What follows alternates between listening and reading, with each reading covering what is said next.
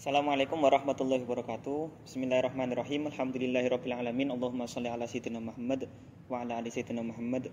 Rabbi shrah li sadri wa yassir li amri wahlul 'uqdatam min lisani yafqahu qawli. Subhanaka la ilma lana illa ma 'allamtana innaka antal alimul hakim. La haula wala quwwata illa billahil aliyil azim. Kami dari Mahat Al-Jami' Al-Ali Win Maulana Malik Ibrahim Malang yang konsentrasinya adalah membahas tentang fikih nisa. Di sini kami akan membahas tema yang sempat hangat diperbincangkan di kalangan teman-teman, yaitu permasalahan bagaimana hukumnya khotib sholat id perempuan. Nah, sebelum jauh membahas mengenai topik ini, perlu diketahui bahwasannya pelaksanaan khutbah dalam sholat id itu hukumnya sunnah. Sebagaimana pelaksanaan sholat id itu sendiri juga sunnah. Jadi semisal orang itu tidak sholat id, tidak apa-apa. Semisal orang itu sholat id tidak ada khutbahnya juga tetap sah.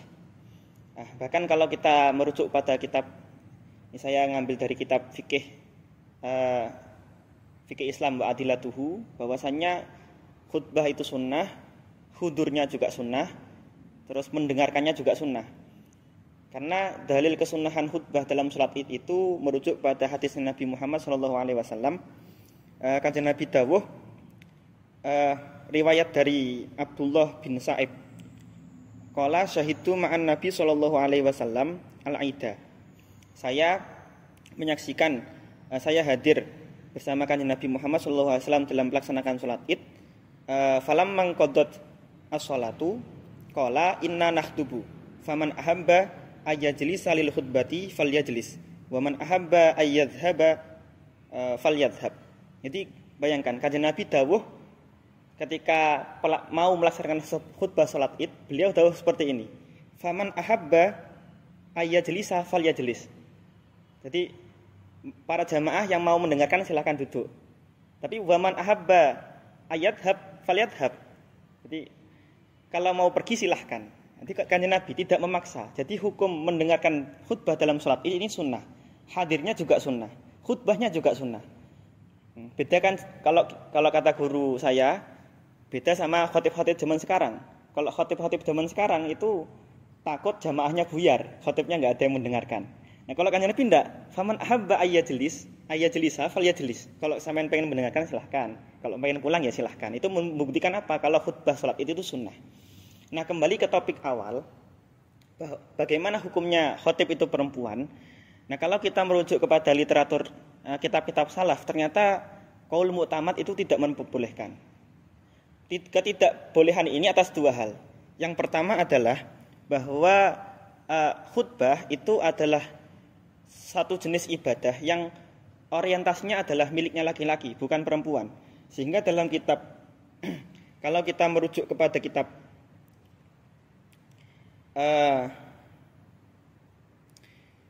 kitab Hasyah Qulubi wa Umairah itu wa amman nisa'u fal mutajahu fihinna alla khutbata li annaha laisat min sya'nihinna. Jadi kalau jamaahnya perempuan itu enggak boleh khotibnya perempuan karena khutbah itu ibadah yang orientasinya bukan untuk perempuan gitu.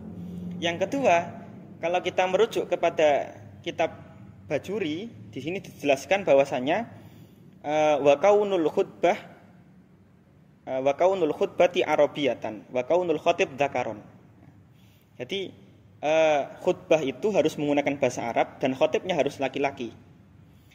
Nah, khutbah dalam sholat id ini disamakan pelaksanaannya dengan khutbah sholat Jum'ah, tapi nanti ada perbedaan perincian hukum.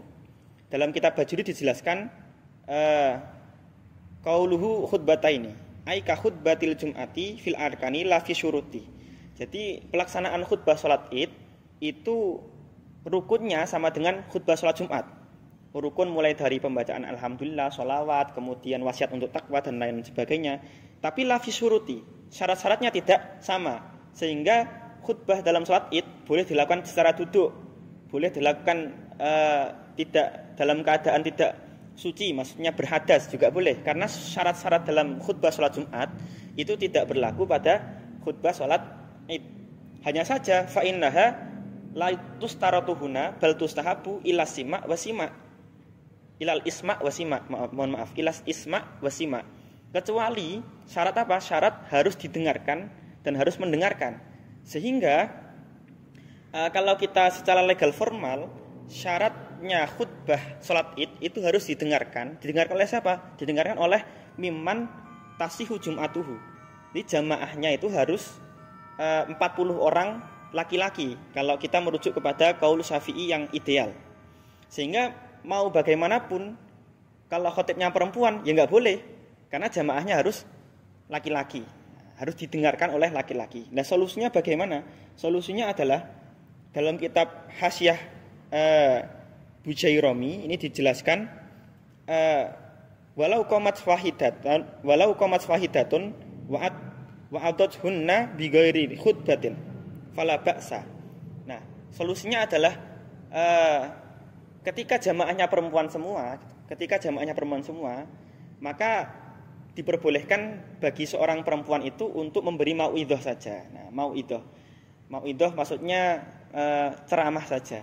Tapi kalau sebagai khotib tidak boleh, karena khotib itu ibadah yang orientasinya adalah laki-laki. Nah, sehingga saya rasa ini solusi yang sangat menarik untuk dilakukan dan bagus untuk dilakukan. Jadi hanya perbedaan labeling saja. Kalau perempuan tidak boleh atas nama khotib, jadi atas nama penceramah gitu. Kalau laki-laki boleh atas nama khotib. Tapi pelaksanaannya sama saja. Pelaksanaannya boleh sama saja dengan menceramahi dan lain sebagainya. Mungkin sekian pembahasan dari kami. Wallahu a'lam bishawab. Wassalamualaikum warahmatullahi wabarakatuh.